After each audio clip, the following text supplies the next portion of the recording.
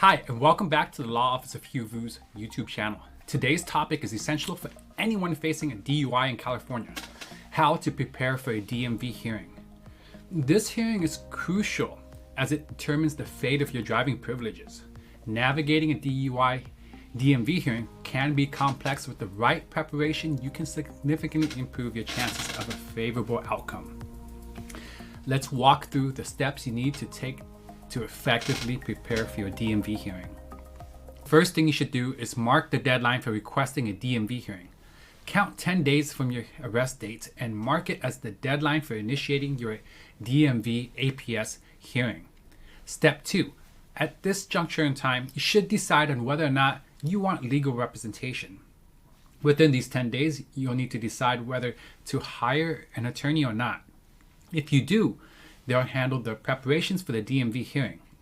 If you choose to represent yourself, be prepared to navigate the process independently.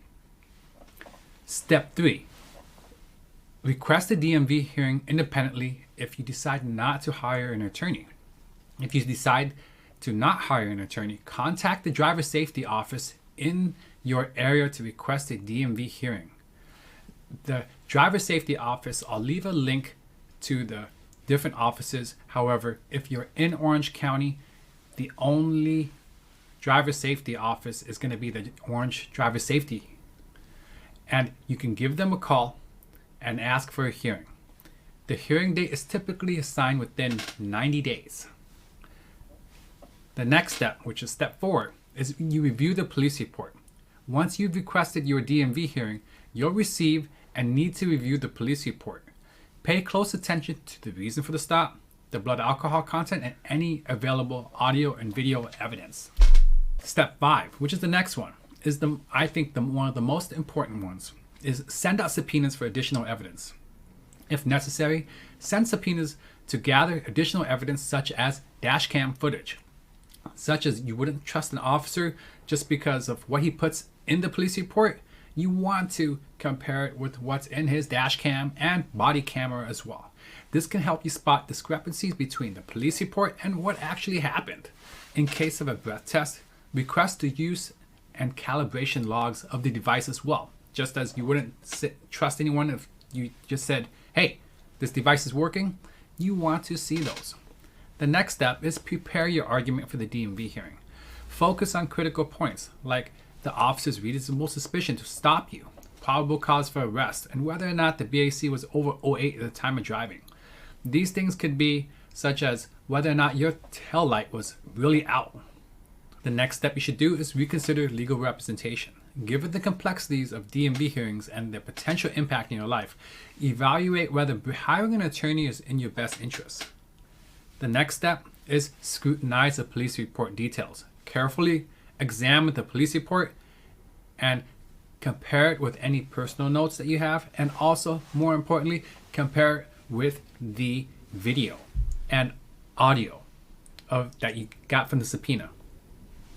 When considering hiring an attorney, think about your willingness to learn the DMV hearing process and the time, money, and effort required to prepare. Also consider the implications of you losing your driver privileges and the upcoming criminal court process. In preparing for the DMV hearing, focus on the reasons the officers pulled you over. Prepare the BAC results for the blood alcohol content calculator and consider any available video evidence. If there are inconsistencies, these can be points in your defense. To send out a subpoena, fill out the required form and send it to the arresting agency. I'll leave a link below for the subpoena.